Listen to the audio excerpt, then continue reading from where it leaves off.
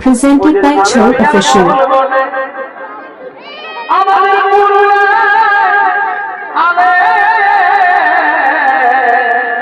বাড়ি বাড়ি কালা চাঁদ আর ফাঁকা চাঁদ রে তোরা বড় পায়ে যাবি ঝুমুর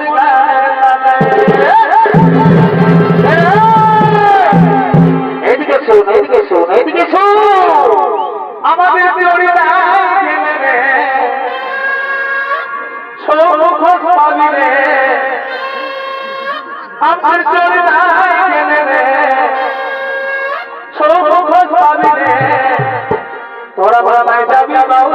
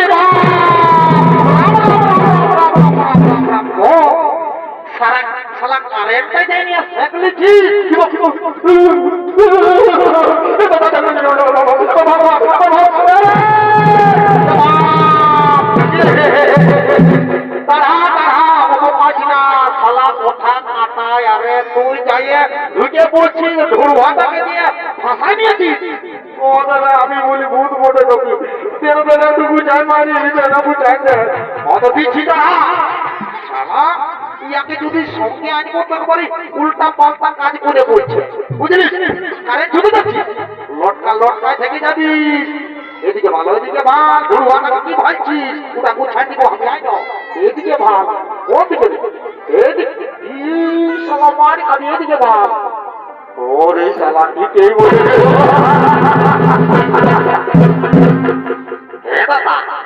দাদারে তুই মারি এত লোকের ভিড়ে কি করে থানায় পালিস রে ভাই আমি মারি কোনো লোক থানায় পাচ্ছে নাই বল এবারে এবারে এবারে এবারে রাত মারে তুই জানা না দিন কাটা রে দাদা আমি সকাল হলে একটু কম থানায় পাই শালা রাতে লোক থানায় পাই নাই আর এই সকাল হচ্ছে তাও থানায় পাচ্ছে নাই মানে তুই সকাল খানা নাকি ও বাবা বাবা বাবা শোন তুই চুলটা বেটা বসে থাক আমি যাই খবরটা নিয়ে আসছি বুঝলিস না যদি কোনো রকম করে হয়ে যায় না তো তোকে একদিন সে মহিলা খাতে হবে না রে তোকে লাল কিনে দিব লাল কি লাল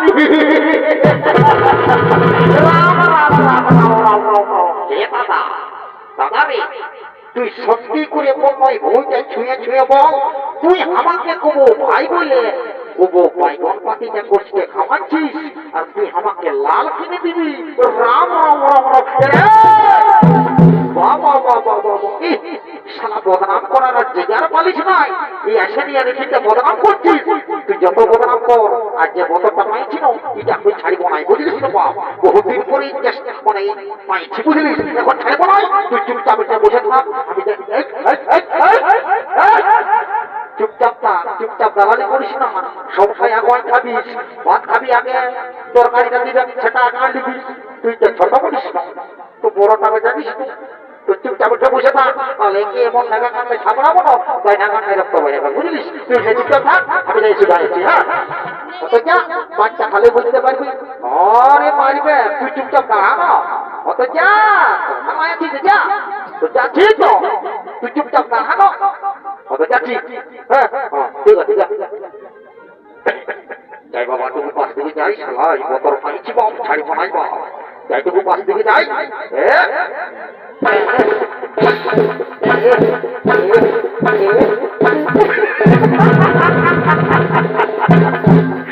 রাম রাম রাম রাম, কি বলবো রে বাপ, শালা রাস্তা দেখে তো তোরে আমার বুকটা একবারে দড়াস দড়াস কাঁপছে, তো যেই কোনো হোক একটা কিছু বলতেই হবে, তারপরে যা হবো হবো, যাই বাবা, তুমি যাই পাশ থেকে যাই, আর বলে দিই যা হবো হবো, বলি ও সুন্দরী, সুন্দরী, ও সুন্দরী, বলছি সুন্দরী, তুমি আমার সঙ্গে মানে মানে মানে তুমি আমার সঙ্গে মানে বিয়ে করবে?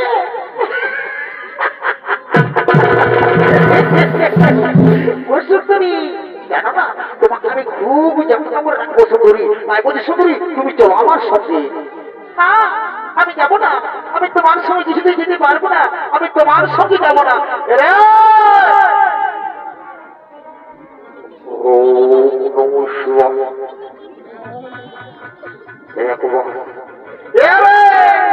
লক্ষ্মী পূজায় যে শিব আমার নাম করে টন্নবি কি রে? ও নমস্কার শিব ভাই বাবু যেমন হয়ে যাবে,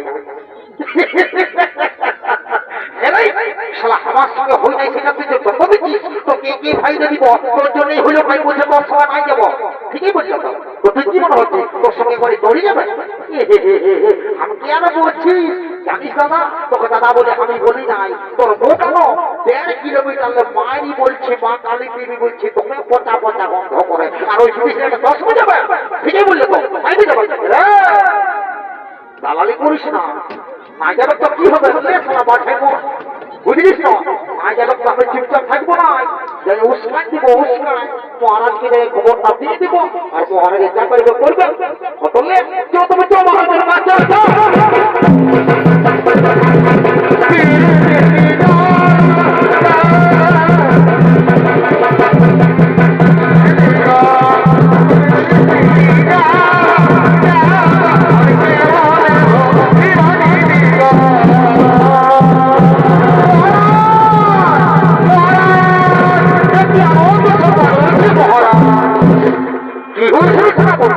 কি জন্য তোমরা এরকম মহারাজ মহারাজ বলে চিৎকার করছো, কোনো বিপদ হয়নি তো? না মহারাজ, আমরা কুশলে রয়েছি মহারাজ, আমরা কি খুব অপূর্ব সুন্দরী দেখেছি মহারাজ, তাকে শুধু আপনার কাছে বানাবে। নারী, কে নারী, কি বানাম, কোথায় যান, কি বা তার পরিচয়?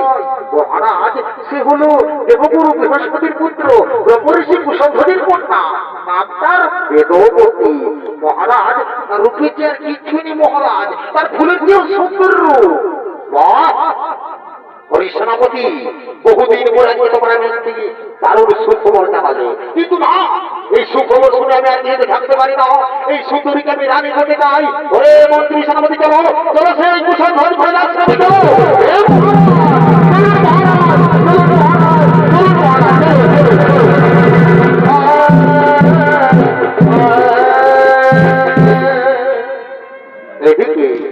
এদিকে সেই অসুরাজ শম্ভু বেদবতীকে রানী করার জন্য তাদের মন্ত্রী সেনাপতিকে নিয়ে কুশধ্বজ ভয় আশ্রমের দিকে আগমন করছে।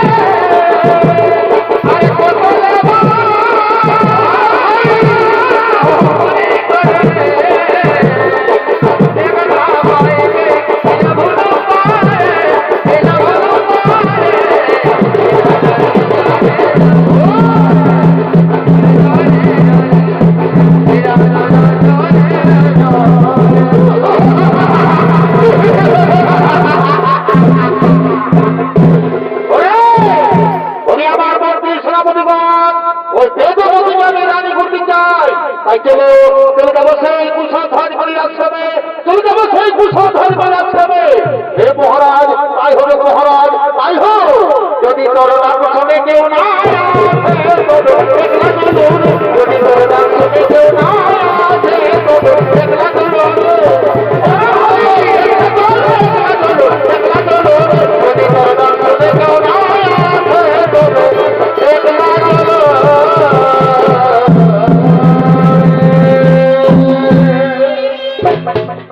এদিকে এদিকে সেই অসুররাজা শম্ভু তাদের মন্ত্রী সেনাপতিকে নিয়ে কুশধ্বজ বলির আশ্রমের দিকে আগমন করেছে।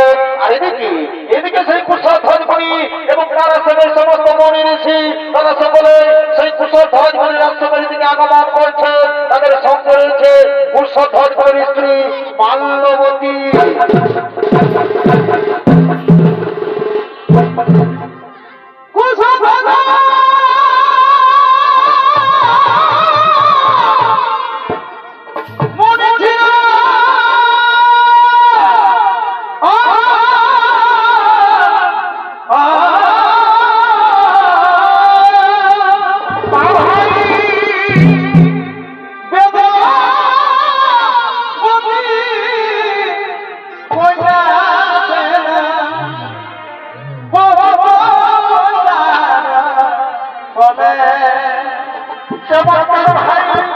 আজকে আনন্দিত হয়ে তারা এবার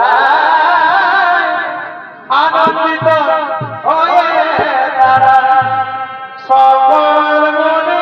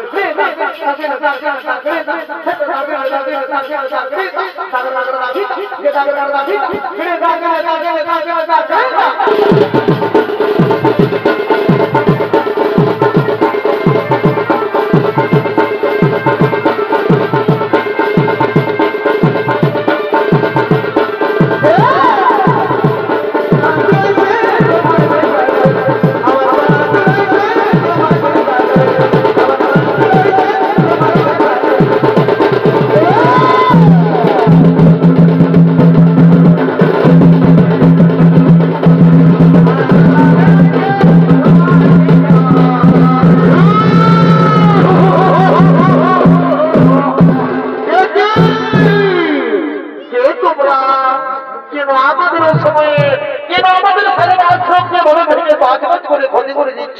পরিচয় দাও, পরিচয় দাও, পরিচয় দাও। পরিবার আমার পরিচয়, ওহে পরিবার, আমি হলাম অসুর রাজা শম্ভু। আমি তোমার মেয়ে বেদবতীকে রানী করে নিয়ে যেতে চাই। কোথায় তোমার কন্যা? কোথায় বেদবতী? সাবধান রাজকুল আঙ্গাও, এই আশ্রমের দিকে স্থান দেবে না। এই আশ্রমের মধ্যে আমাদের পরিবার রয়েছে। এই আশ্রমের দিকে এগোতে চাইলে তোমাকে আমার কি বললে পরিবার? যুদ্ধ! হ্যাঁ পরিবার, প্রয়োজন হলে যুদ্ধ করবো, তবু তোমার মেয়েকে আমি নিয়ে যাবো। ওহে পরিবার, তাহলে যুদ্ধের জন্য তৈরি হল।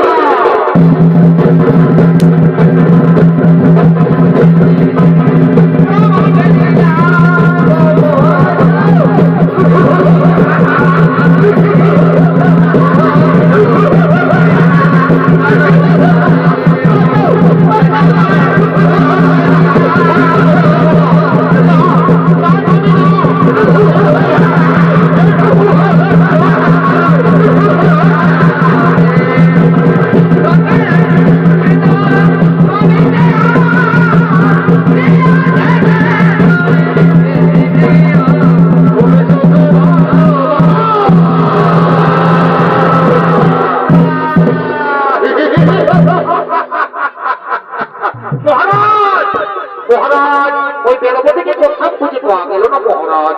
সে বোধহয় আমাদের ঘরে অন্য কোথাও পালিয়ে গেছে।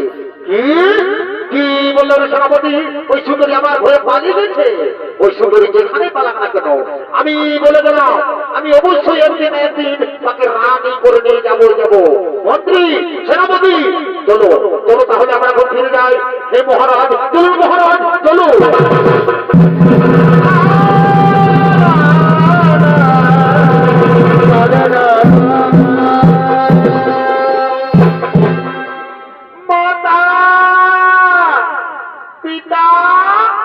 কোথায় তোমরা পিতা মাতা? মাতা গো, পিতা,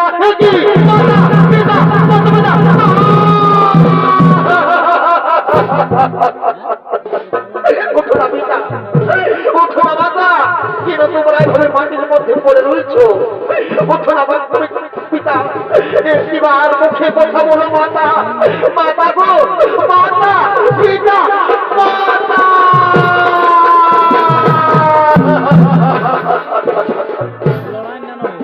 দাদা, আমার পিতা মাতা বলে আর আমাকে কোনোদিন পুত্রী বলে ডাকবে না। আমি এই পৃথিবীতে কার সঙ্গে বেঁচে থাকবো? তার চেয়ে আমি এই পৃথিবীতে আর আমি বেঁচে থাকতে চাইনি। তার চেয়ে আমি আজও, আমি এক্ষুনি আমার প্রাণ আমি বিসর্জন।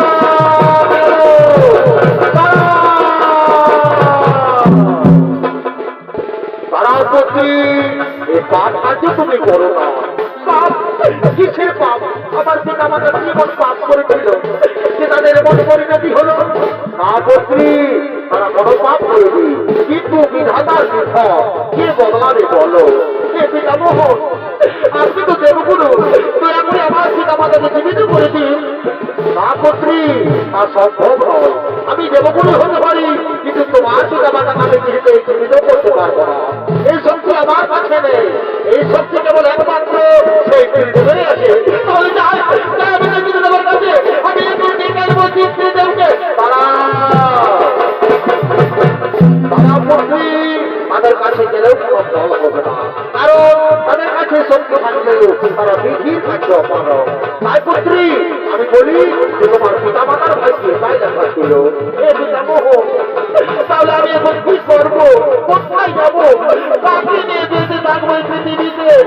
আপনি আমাকে বলে দিন পিতামহ, আপনি আমাকে বলে দিন। না পুত্রী, তোমাকে কোনো চিন্তা করতে হবে না। তুমি শ্রী লক্ষ্মীর অংশ, তোমার জন্ম হয়ে শেষ হচ্ছে। তাই পুত্রী, আমি বলি যে তোমার জীবন খানি প্রভু শ্রী নারায়ণের চরণে সমর্পিত করো। প্রভু শ্রী নারায়ণের চরণে সমর্পিত করো। পুত্রী, আমি এখন আসি। পুত্রী, আমি এখন আসি।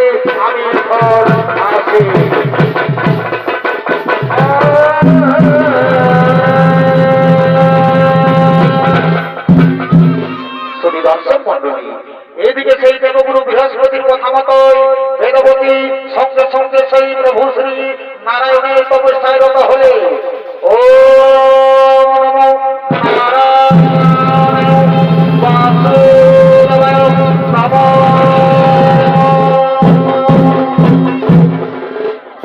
শুধু দর্শক মন্ডলী, এদিকে সেই বেদবতী দেবগুরু বৃহস্পতির কথা মতোই সঙ্গে সঙ্গে তপস্যায় রত ছিলেন 30,67,20,000 বছর ধরে কঠোর ভাবে তপস্যায় রত ছিলেন সেই গন্ধমাদন পর্বতে। আর এদিকে এমন সময় লঙ্কার রাজা রাবণ তার পুষ্পক রথে চড়ে যেতে যেতে ক্লান্ত হয়ে পড়ে, তাই তিনি বিশ্রাম করার জন্য ছুটে চলেছেন সেই গন্ধমাদন পর্বতে আপনাদের মহান রঙ্গমঞ্চে।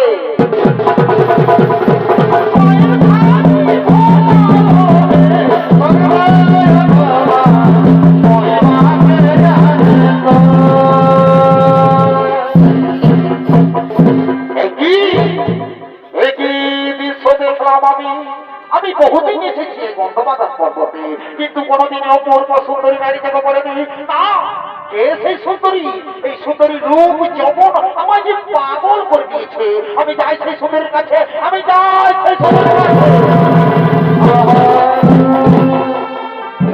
বলি শোনো শোনো সুন্দরী, তোমার তপস্যা ভঙ্গ করো। চলো সুন্দরী, তোমাকে নিয়ে যাবো আমার লঙ্কায়। আমি তোমাকে আমার লঙ্কার রাজরানী করে রাখবো। সুন্দরী, তুমি চলো আমার সঙ্গে। আমি যাবো না, আমি তোমার সঙ্গে কিছুতে যেতে পারবো না। আমি নারায়ণের তপস্বিনী, আমি তোমার সঙ্গে যাবো না। কি কি বললে সুন্দরী? যাবে না? শোনো সুন্দরী, তুমি বোধহয় আমার পরিচয় জানো না। শোনো সুন্দরী, তুমি বোধহয় আমার পরিচয় জানো না। আমার পরিচয়, আমি হলাম বিশ্বসমা মুনি পুত্র দশানা। তাই বলছি সুন্দরী, তুমি চলো আমার সঙ্গে। ওই চাল মতন নারায়ণের হাত থেকে আমি তোমাকে রক্ষা করবো। তুমি চলো আমার সঙ্গে। না, আমি যাবো না। আমি তোমার সঙ্গে যেতে পারবো না। আমি নারায়ণের তপস্বিনী, আমি তোমার সঙ্গে যাবো না। কি যাবে না? তোমাকে আমি জোয়ার করে নিয়ে যাবো সুন্দরী। দেখি কোন নারায়ণ এসে তোমাকে বাঁচাই। মন্ত্রী, সেনাপতি, সেনাধ্যক্ষ, তোমরা শীঘ্র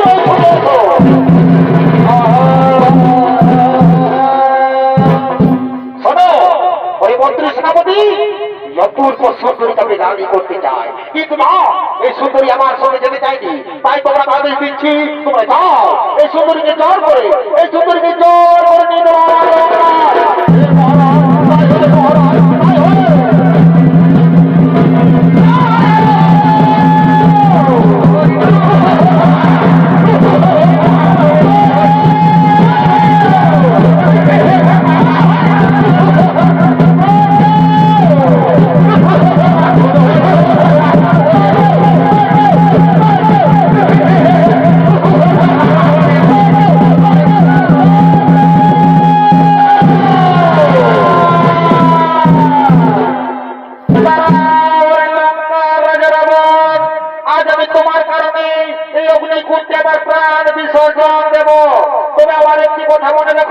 আমি সারা জীবন প্রভু শ্রী নারায়ণের তপস্যা করেছি।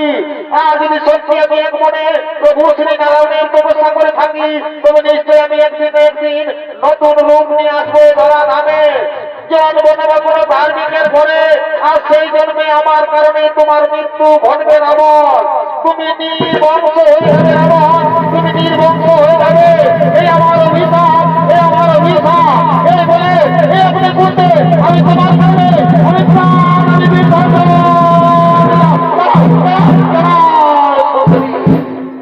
শুধু দর্শক মন্ডলী, এদিকে সে বেদবতী রাবণের অত্যাচার সহ্য করতে না পেরে নিজেই অগ্নিকুণ্ড তৈরি করে সে অগ্নিকুণ্ডে তার প্রাণ বিসর্জন দিলেন। আর এদিকে লঙ্কার রাজা রাবণ তার পুষ্পরাগে চলে যায় তার নিজ আলো।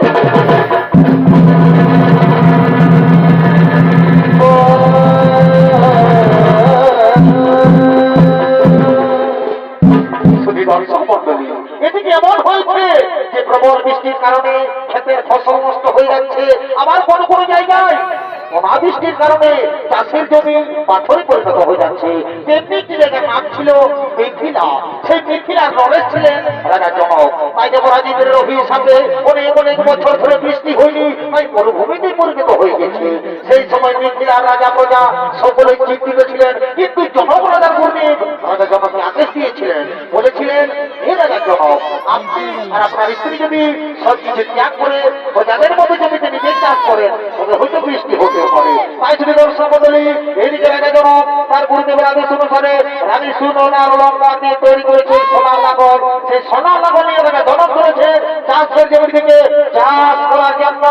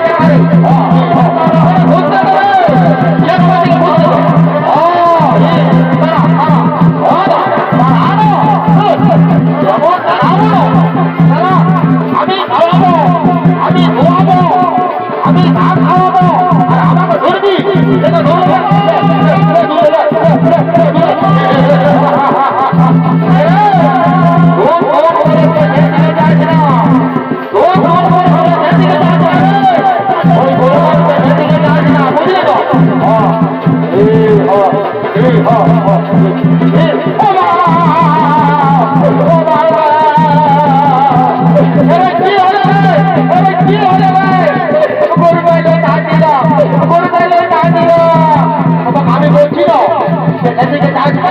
আপনি